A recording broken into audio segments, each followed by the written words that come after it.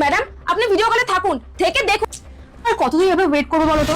আমার ভালো লাগছে না। আরে তোমার বউকে ডিভোর্স দাও না, না তুমি ডিভোর্স দিচ্ছ না আমার প্রমোশন করাচ্ছ। আরে রাহুল তো একটা মেয়ে নিয়ে বাড়িতে এসেছে, তার মানে আমি অফিস চলে যাওয়ার পর রাহুল বাড়িতে মেয়ে নিয়ে আসে, ও আমাকে চিট করছে। দাঁড়াও, আজকে আমি তোমাকে দেখাচ্ছি মজা। বহুত দিন তুমি করে নিয়েছো এইসব জিনিস, আজকে আমি তোমার মজা দেখাচ্ছি।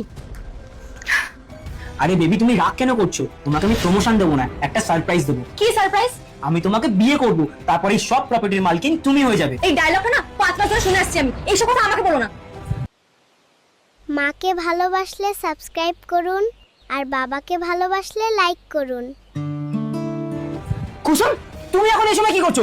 আমি এখানে কি করছি সেটা পরের কথা, তার আগে তুমি আমাকে বলো তুমি তোমার বিয়ের সাথে আমাদের বেডরুমে কি করছিলে? আরে সেরকম কিছুই না, একটা মিটিং আছে সেটা নিয়ে আমরা ডিসকাস করছিলাম। একদম মিথ্যা কথা বলবে না।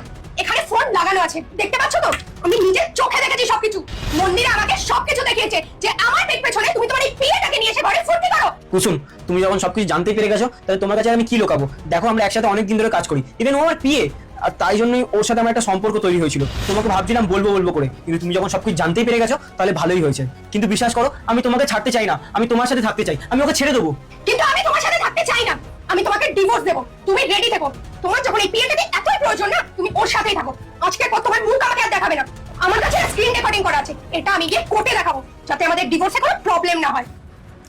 আর তোকে কি বলবো বলতো? তোকে কিছু বলা মানে নিজের মুখ নষ্ট করা। সামান্য প্রমোশনের জন্য, কিছু টাকার জন্য নিজের বসের বেডরুমে চলে এসেছিস, এটা জানার পরেও যে উনি বিবাহিত। দুশ্চরিত্রা কোথাকারে। এই শোনো, মুখ সামলে কথা বলো। আমি হয়তো তোমার হাজবেন্ডের অফিসে কাজ করি, কিন্তু তোমার অফিসে না। আর হ্যাঁ, আমার না দোষ আছে, আমার চরিত্র খারাপ, কিন্তু তোমার হাজবেন্ডের, উনি তো একটা বিবাহিত পুরুষ, উনি আমার কাছে কেন এসেছে?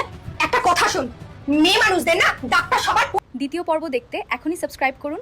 পরের অংশ খুব শিগগিরই আপলোড করা হবে, মিস করবেন না।